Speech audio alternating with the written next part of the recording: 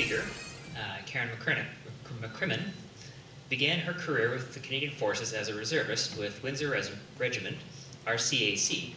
After graduating from the University of Windsor, she transferred to the regular force, rising through the ranks quickly. In 1981, she became an air navigator, the first woman to earn the qualification. In 1998, Karen was promoted to Lieutenant Colonel and appointed commanding officer of 429 Transport Squadron Trenton, becoming the first woman to command a Canadian Forces flying squadron. Karen retired from the Canadian Forces in 2006. She is an active member of Canadian Federation of University Women, the Royal Canadian Legion, and Canadian Women in Aviation. She is the MP for Canada Carleton and holds an Order of Military Merit. Please join me in welcoming our speaker, Karen McCrimmon.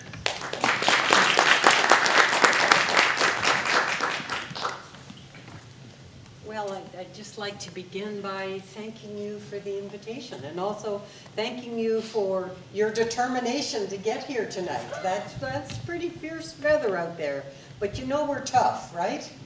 And so thank you for making the effort to come. And I'm really happy to be here.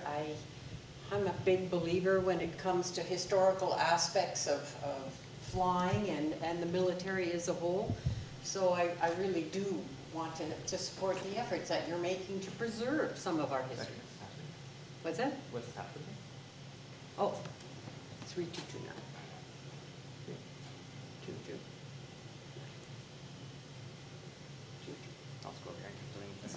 It's okay. It'll work. So I'm really one of these people that speaks when they have something important to say. I don't really need to hear myself speak, but people want to have an understanding of my life and what kind of inspired me to do certain things. And I thought, well, what if I made it worthwhile for people? What if I could share some kind of perspective or some little piece of wisdom that has actually helped me live the kind of life I've lived and I think try to make a difference in people's lives. And my mother said to me a long time ago, Karen, you were blessed.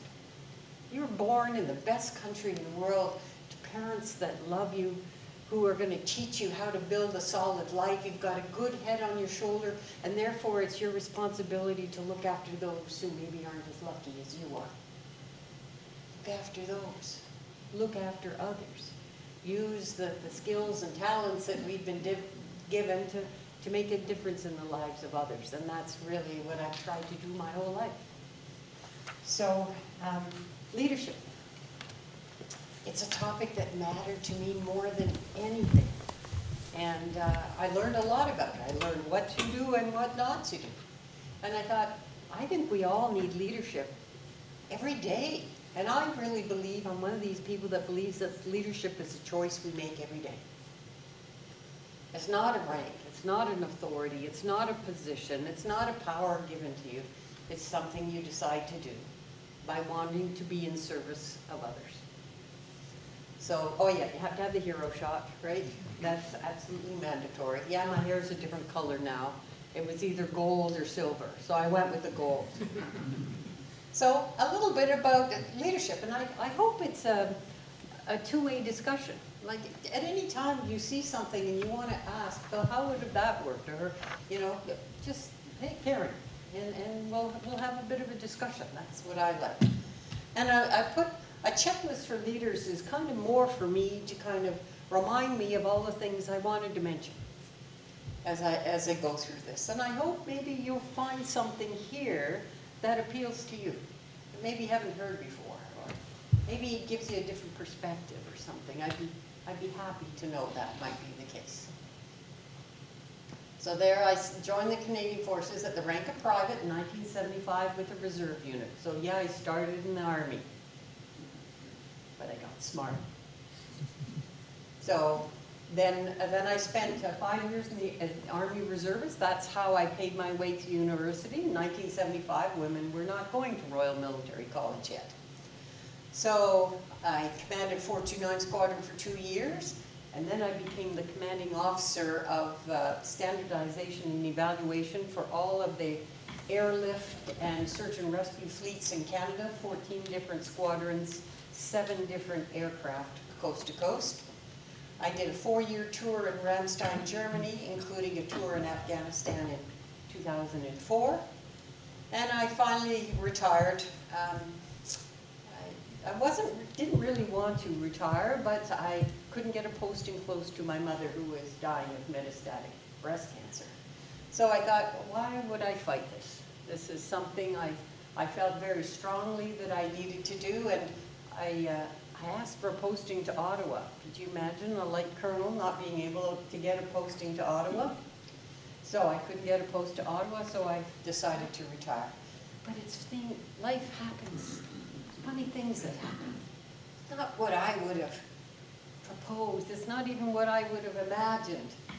But actually, when I look back on it, was the best thing I'd done. To spend that last year with my mother and my children and my husband, and it kind of launched me on this other crazy path that I'm on today. So anyway, but I tell you what, I've been to 70, it's got to be 74, 75 different countries around the world. A lot of them doing disaster relief work, humanitarian work, some places like Afghanistan and conflict resolution. Boy, when I came home, there were times that I did get down on my knees on that tarmac and kiss this ground. Because we are so very blessed. And my mother hadn't seen what I've seen. To live in a country like this is just unimaginable when you see the poverty and the conflict and the tragedy in so many other countries around the world. We are blessed. Blessings have to be protected. They have to be safeguarded. And I think it's up to all of us to do exactly that.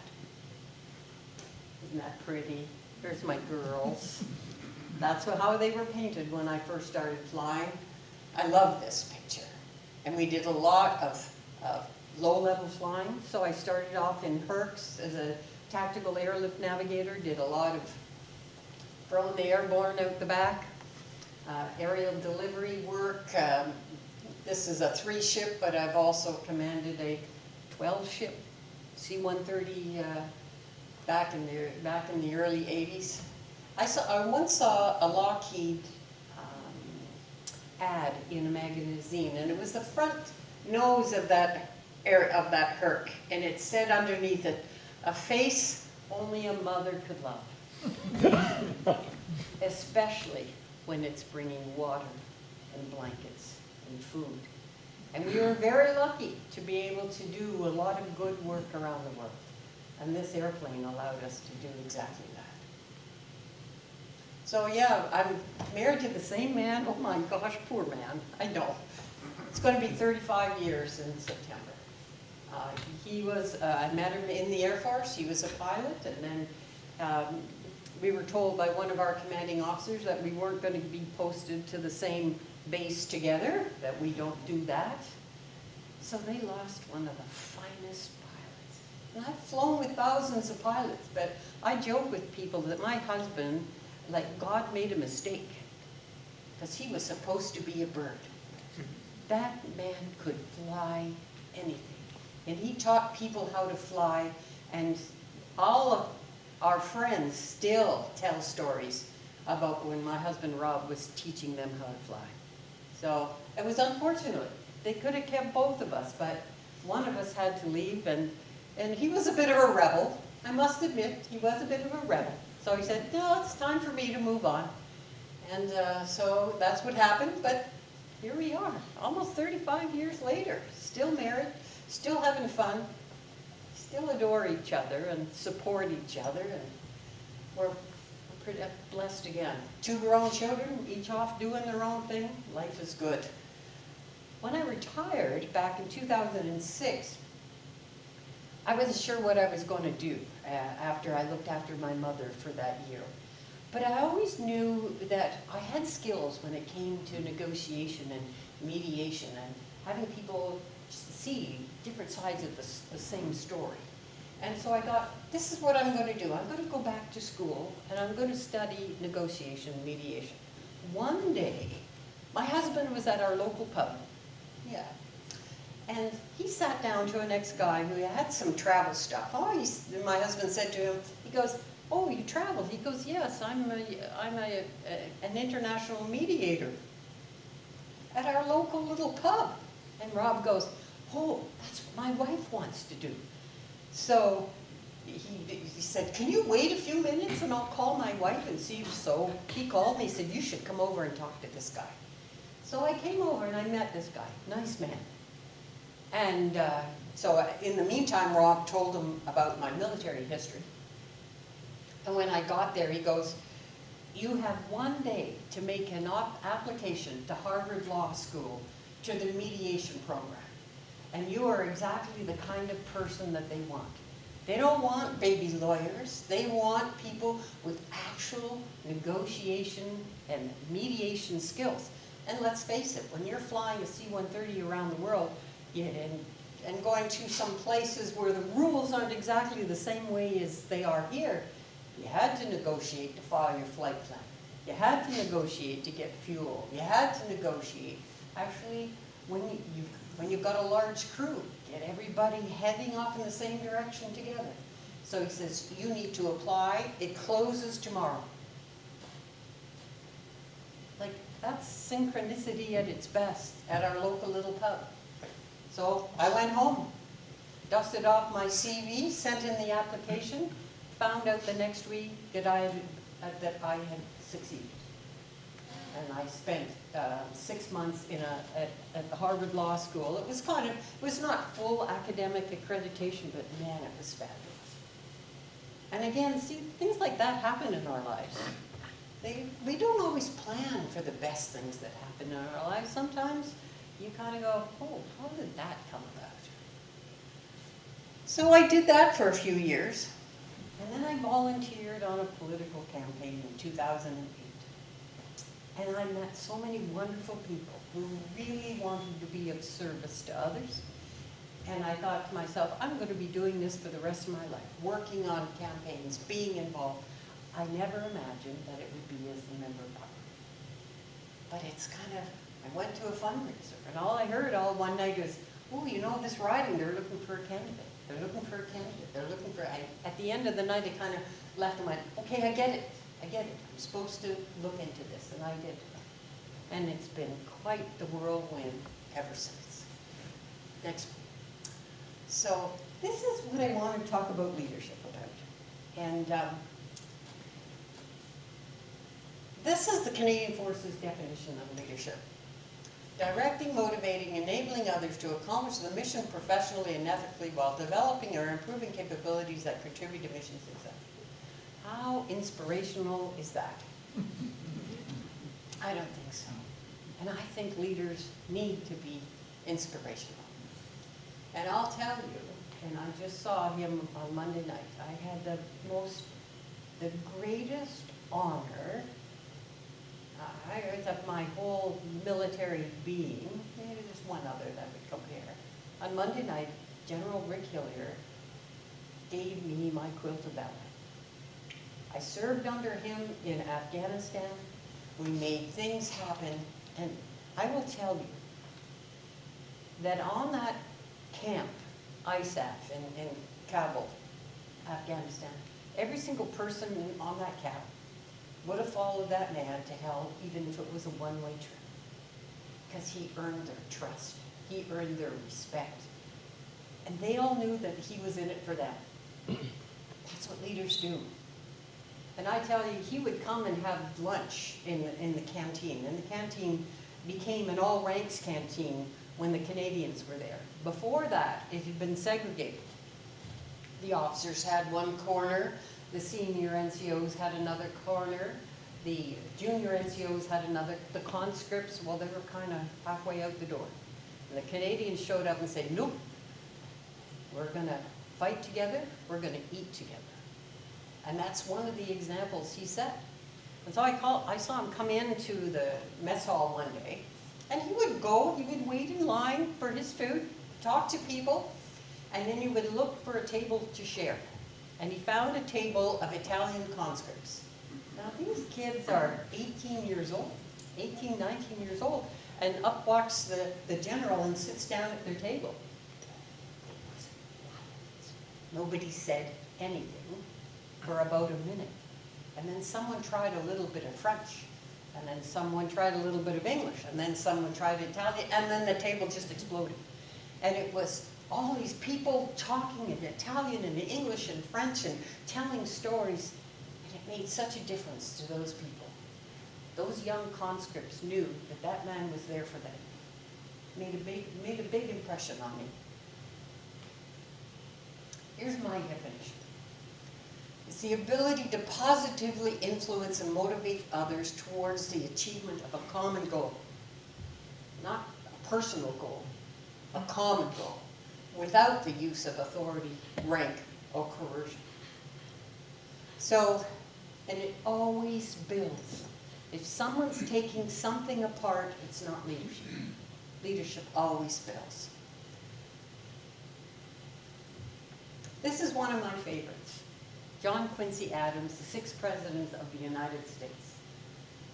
If by your actions, not what you say, what you do, you inspire others to dream more, learn more, do more, and become more, then you are a leader. A special definition of leadership. Because that's the kind of leadership the world needs right now, more than anything. This is something that people often ask me. Okay, so what if you have to use the power invested in you by the organization? As a commanding officer, I had financial power, I had disciplinary power, I had human resources power. And I think the difference is management is about what gets done. And it's the organization that makes you the manager. They give you those powers. And I think leadership is about how it gets done. And the power of influence is derived from the team.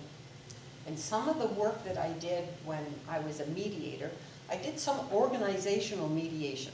Get called into an organization that had become unhealthy and help them figure out what happened and help them find a way out of it. And I would say to some, and I did both in public and private sector, when I could see that there was a manager who was struggling, not finding his or her way, I would say, would you not like to take the step from being a manager to being a leader? And if you would like to take that step, I can help you do it. I can give you some pointers. Everybody always said yes.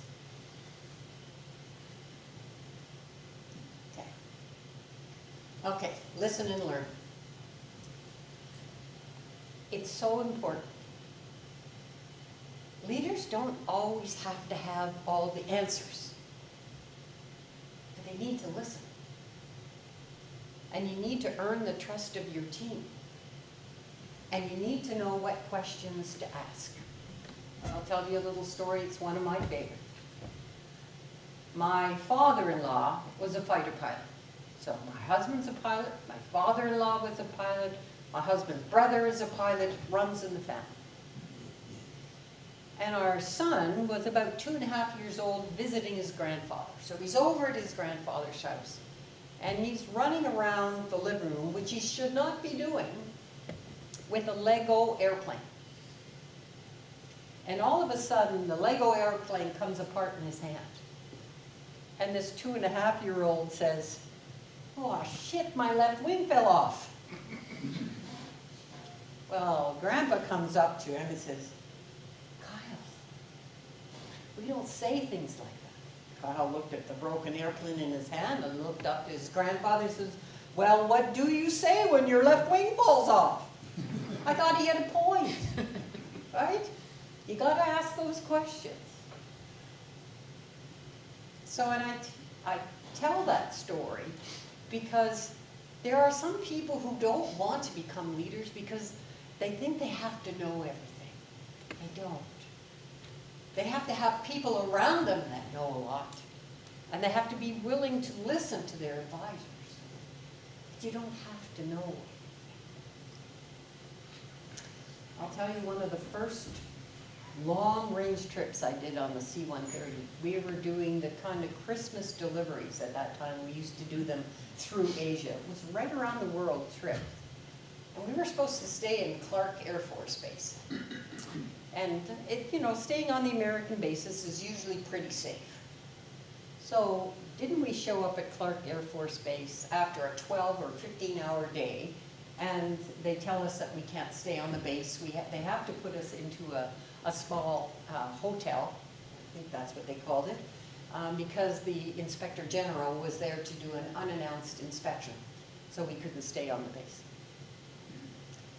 And so they take this to this little hovel on the outside of the base. And you go in the front door and you check in. And there behind the check-in counter is this huge sign that says, "Please don't kill the lizards. They eat the bugs." Oh, no, this is not going to be very good tonight. I'm not going to get a lot of sleep. So sure enough, okay, we'll give this a try. So I go into my room but I don't get undressed. No, sorry, that's just a step too far. But I lie down on the bed. Maybe I can snooze for a few hours or stuff like that, and I turn out the light. And as soon as I turn out the light, okay, no, the light's going back on, then they scatter. So I sat in that room, and it was late by the time we got there. We were going to get up at 5:30 in the morning to go do the next day's mission. And I said, well, I'm not going to be the wussy girl who gives up just because there's bugs in the room. I'm staying in here until it's time to go and meet the rest of the crew tomorrow morning. So I stayed in the room and I read my book, and then at 5:30 in the morning I got up and went to the common meeting area. The whole crew was there already. "Where have you been? We're waiting for you." I said, "Well, why?" "Well, didn't you see all the bugs?" So here I was afraid I was going to be the one who was the kind of wussy girl because she didn't like bugs, but the rest of the crew was waiting for me. "Come on, let's get out of here." And I think it's funny sometimes. You think that some people are more sensitive to other things than others are, and yet it was the whole crew kind of wanting to get the heck out of that place. So, example.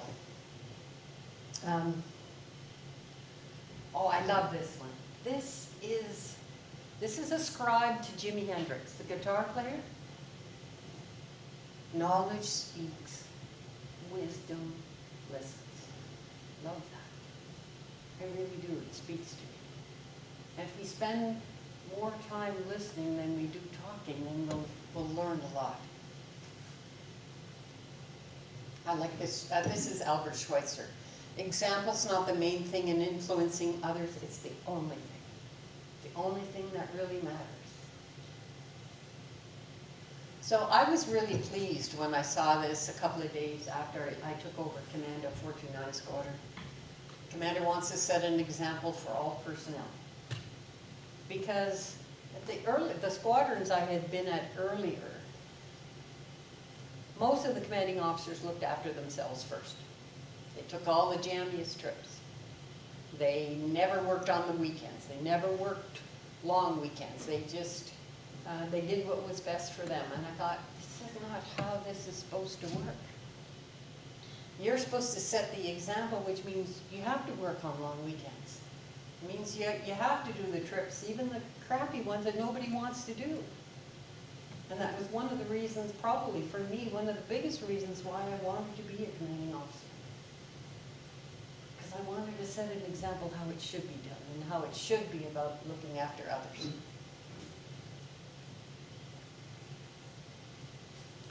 How many of you have met a terrible morning? Like, sometimes you learn what to do and sometimes you learn what not to do. So I've had a few of those terrible mornings in my life. And I had a retired senior officer come up to me after I commanded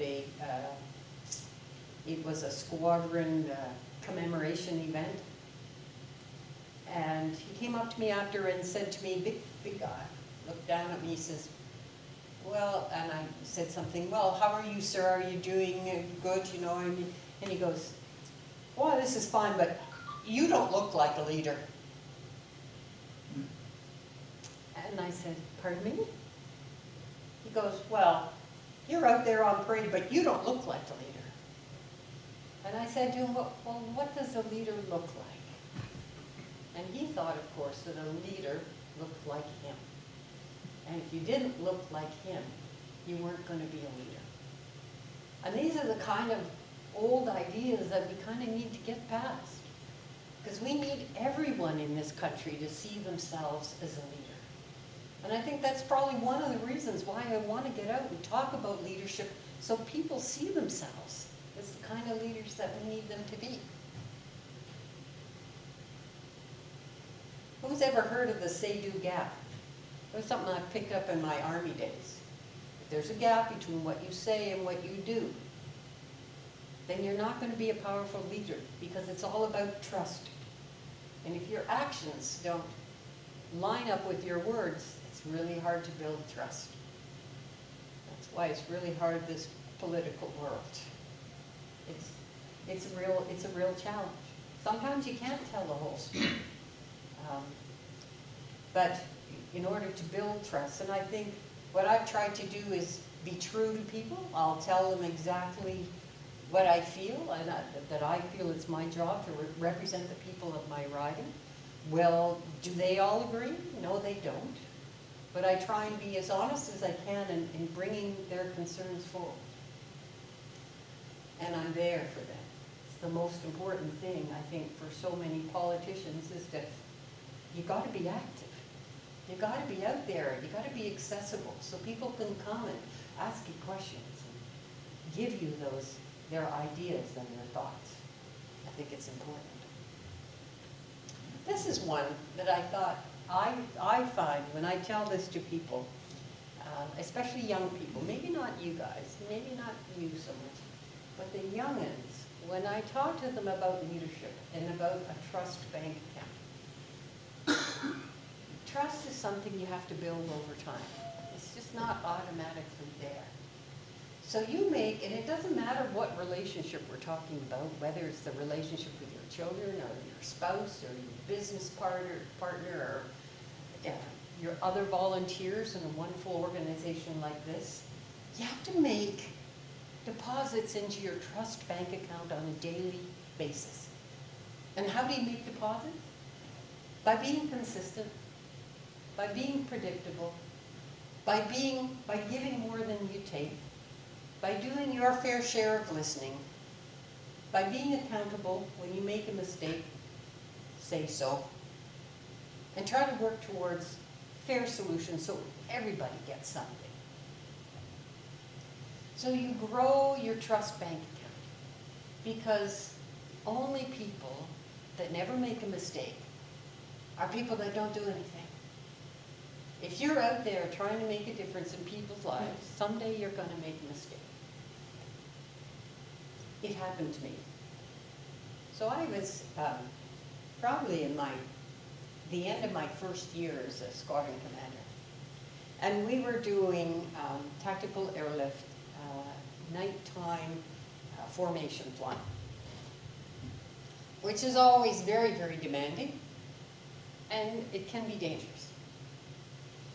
So early one morning, I got a call from the wing commander. A call and a yell.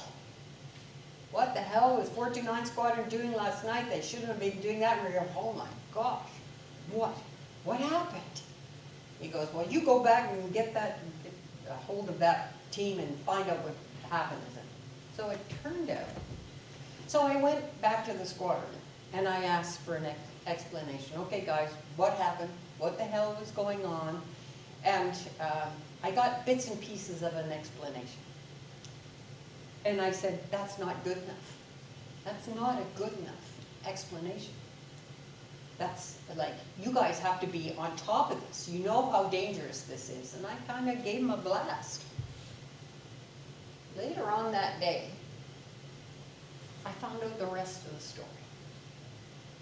I found out that the the airplane that they had taken, which had gotten, like, was fully serviceable, at some point, one of the beacons, one of the proximity beacons burnt out. So by the time it came back, it wasn't working anymore, but when they left, it was. Also turns out that the directions that they were given by the tower were not correct. So while maybe they could have been a little more cautious and come back a little bit earlier, nothing they did broke any rules. It's just 2 or 3 little things that all added up to a situation that really, it could have turned dangerous. But they weren't wrong. Nobody broke a rule. And they did their very best to kind of adjust to the situation and put safety first. So I had to go into the squadron the next morning and I apologized. I said, what I said yesterday was unfair. I prejudged the situation before I had all the information I needed in order to do that. And I apologized. That was unfair of me. The whole squadron then kind of went, this is morning briefing, 7:30 in the morning. And there was probably about 40 of 50 people in the briefing. And I said, boss, we know you've got our back. We know that the wing commander's been riding you. We know that this, but we're good. We know that you wouldn't get mad at us unless you were worried about us. So we're gettable. I was forgiven. But I had made so many deposits into my trust bank account. Come the time when I had to make a withdrawal, there was something there to withdraw against. So this is what I tell young people to do. Think about it every day and make conscious, deposits into your trust bank account. But someday you'll make a mistake. And boy, would it ever be nice to have something to make that withdrawal so you don't end up overdrawn. So, develop. There is so much work to be done. And there's so much that we can offer each other. And I think the last point on there is that leaders develop other leaders. If you're not developing leaders, you're not doing your job. And this kind of succession planning is as important in the military as it is in politics. I try really hard to get out there and be active and be engaged and share information. Perhaps somebody else would find it helpful. Because as I said, this is exactly the kind of leadership that we need. This is Gandhi, right?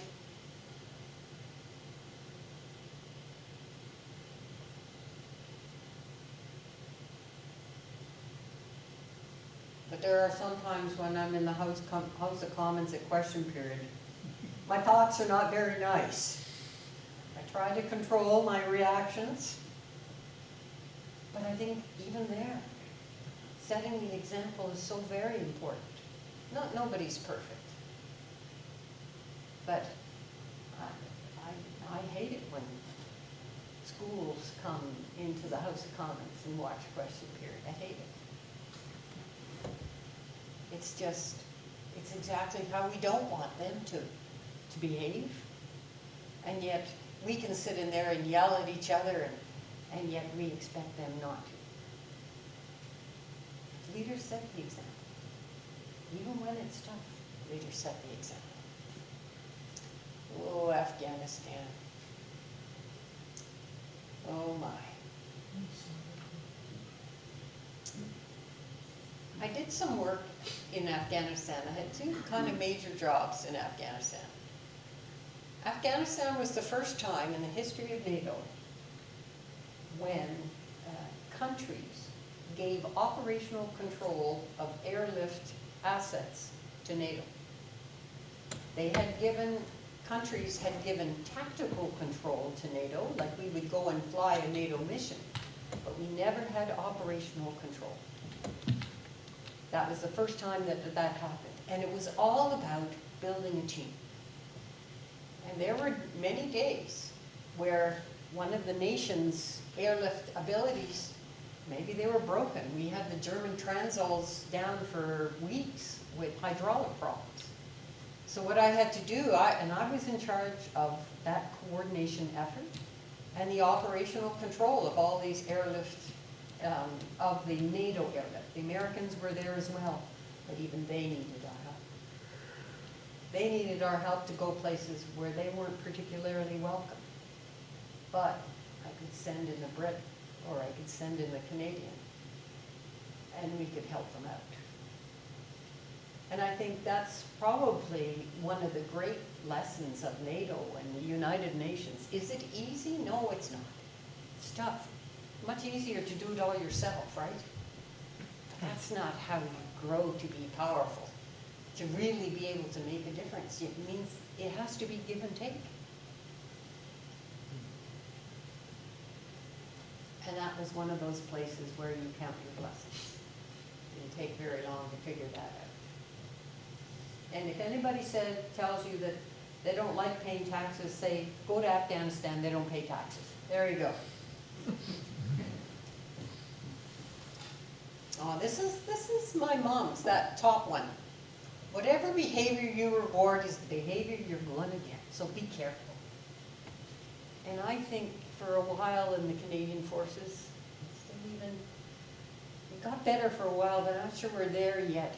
Again, we started rewarding careerism. And then we're really surprised when we got more careerism. And we started rewarding people who you know, just did what, sit down, shut up, and do what you're told. So then you ended up with a whole, you know, cadre of people sit down, shut up, and do what they're told. So whatever behavior you reward is the behavior you're going to get. And I remember my children were 22 months apart, and I always tried to get them to cooperate, to collaborate. It was the mediator in me, even long before I became a mediator. And I remember one time going to and I told them they could have a treat. We're going to the store and you can have a treat. Now, you can each have one of these small bags of candy, but if you could agree on which bag to buy, you could have a big bag of candy and share it. You'd have twice as much candy. My daughter, who was about maybe 6 or 7 at the time, in front of the till, she said, "Mom, are you going to make us collaborate again?" But I wanted to reward certain kind of behaviors. And she still tells that story. And we were lucky. We had wonderful neighbors when we were in Trent. And I wanted my children to be independent, to be able to look after themselves. So they learned how to make their own lunches. They learned how to do the laundry, right? They learned how to cook. They're both good cooks. And one day, my daughter and she was probably, I don't know, same age, 7, 8, maybe something like. She goes next door to our neighbor's house, who were just lovely, lovely people. And the mother is making their children's lunch. And the children are in high school, but she still makes their lunch every day. It's an advantage. Priya goes, looks at, "What you doing, Tante Hélène?" And Hélène says, "Well, I'm making their lunch." "Well, don't they know how to make their own lunch?" Well, Hélène said, "I like making their lunch." She'd been watching too much Lion King or something, and she goes, "Tante Hélène, someday your life cycle is going to end, and they're going to need to know how to make their lunch." That's so good. But it's what you kind of like try to teach the children to pay attention and to learn as much as they could. This is one of the other ones. This was a mess dinner. We managed to find 71 of our World War II veterans still alive, and we hosted them. And we paired every veteran up. We paired every veteran up with a squadron member. And we took the time and we wrote down their stories, and we invited their families, and we hosted their families and all the squadron members. And when I told the squadron that this is what I wanted to do, they kind of, boss, but we just got home from East Timor, and now we're going into the Ivory Coast, and then we're going there. I said, would you trust me on this one? You will not regret doing this. Okay, boss, if you say so, we'll do this. So we had 71 of them come and share their stories. And their families came and heard, a lot of them heard their stories for the first time. And they heard their stories because their fathers or uncles or whatever were there with their colleagues, and they felt that they could tell their stories. And after that weekend was over, they came back, the squadron members came back to me and said, boss, that was the best thing we've ever done. But we have to cherish each other. We have to cherish memories. We have to cherish history. And I know that you believe that, because that's why you're involved here. It's so important.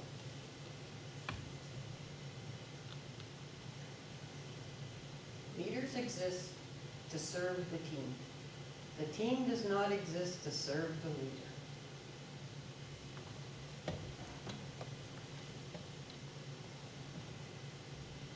Best Canada Day ever.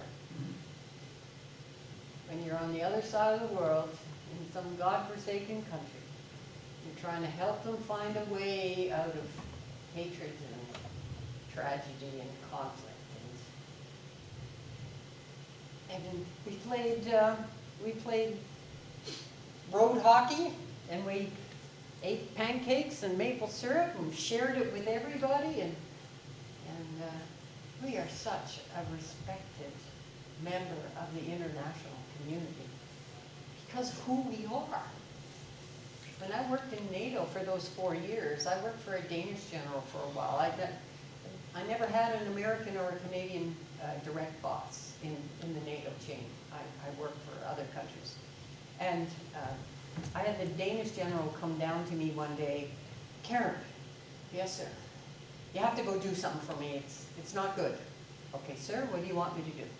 He says, you need to go to this meeting over in the auditorium. You need to explain the Americans to the Europeans, and you need to explain the Europeans to the Americans. Yes. We are the bridge. We understand both. We see the positives and the opportunities and the potential, and we can share that. And I think this is something, and even humor. Canada, people said to me, describe Canada in a dozen words or less. And I say, an open mind, a big heart, and hands ready to help. And that's the kind of reputation we have around the world. And we can make a difference. We may not be the most powerful country in the world, but we're very influential. And we need to remember that.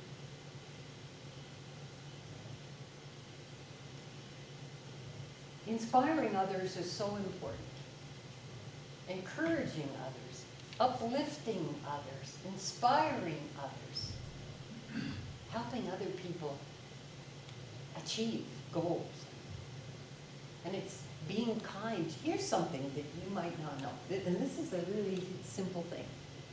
They have discovered if you look a stranger in the eye and you acknowledge them, you say, hello, good morning, how are you today? That person who receives your smile and your acknowledgement gets a shot of dopamine in your brain.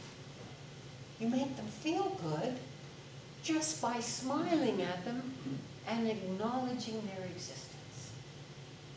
How wonderful is that? Think of all the people that you could give a little shot of dopamine just by saying good morning. And I try and do it all the time.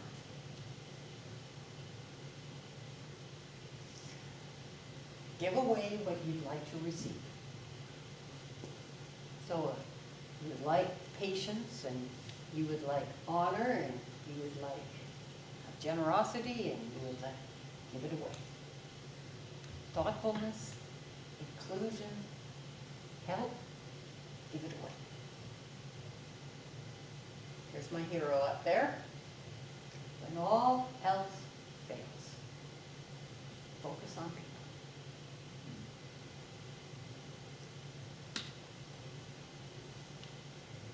So I just wanted to, maybe give you a few ideas, a few things to think about.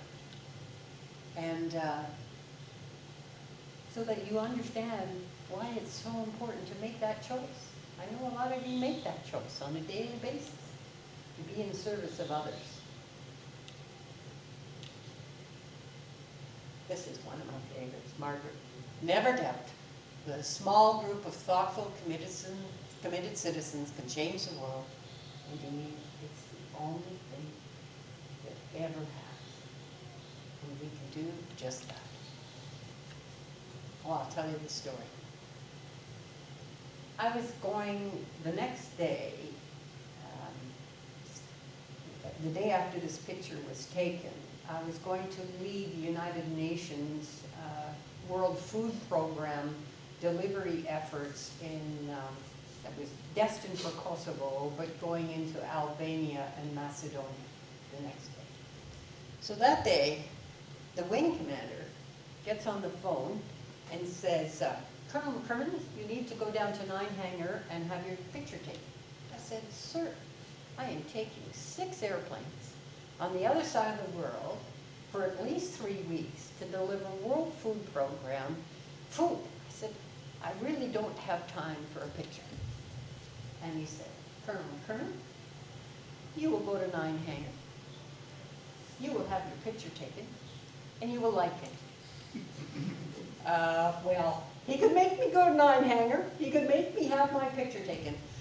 But darned if I was going to smile. And look at Dan Lachance next to me, right? Dan's having a grand old time, the helicopter pilot of the 424 Squadron. So it is about community.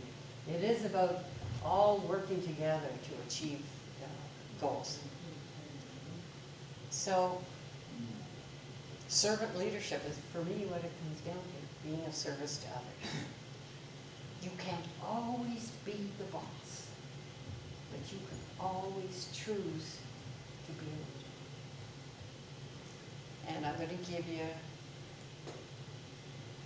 my last, this is my thank you gift. This is my mother's favorite saying, and it has been a guide in my life. It's not happiness that makes you grateful. It's gratefulness. And we have so much to be grateful for that makes you happy. Thank you.